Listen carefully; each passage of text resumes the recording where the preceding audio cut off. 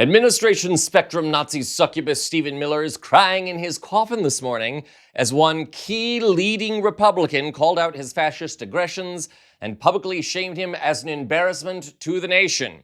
If you need a laugh, stay tuned here on The David Reddish Show.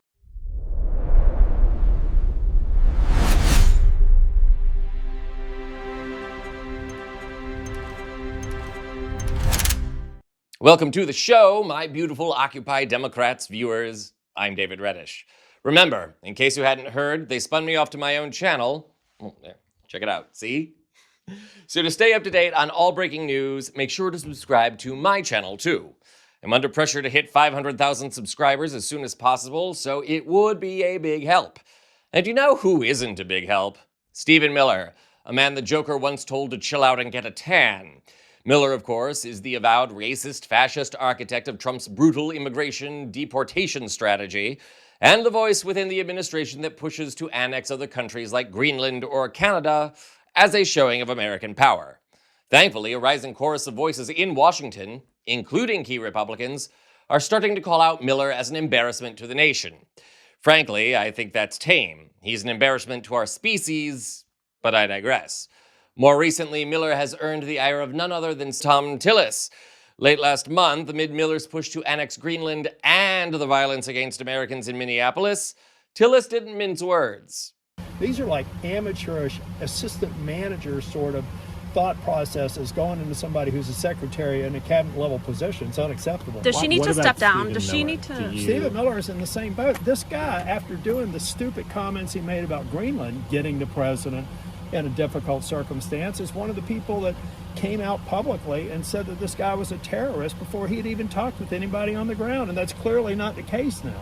So, I mean, it's just, Stephen Miller never fails to live up to my expectations of incompetence. Why do you think he should resign?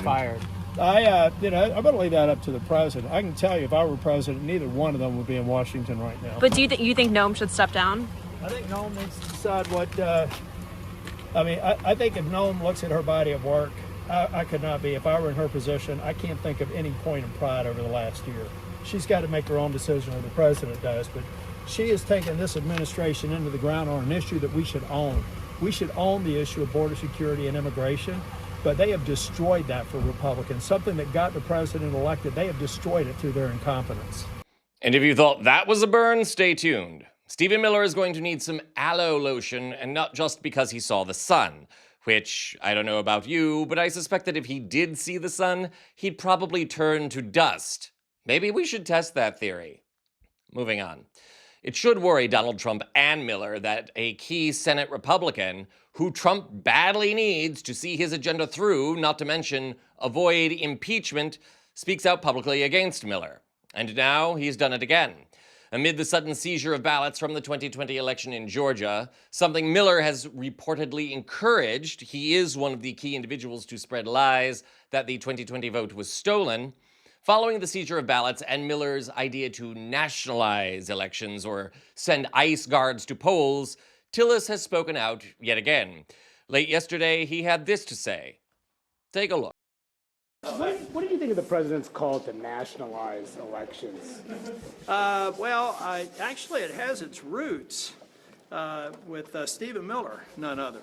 And I'm as against nationalized election now as I was back in 2022 when the Democrats tried to do it. Now, having said that, I think the SAVE Act would be a great bill if we can get 60 votes in the Senate, because the world's changed. I mean, Biden allowed 8 million people to come across the border. That could be 8 million, theoretically, 8 million illegally present people who could vote in some states that are more liberal.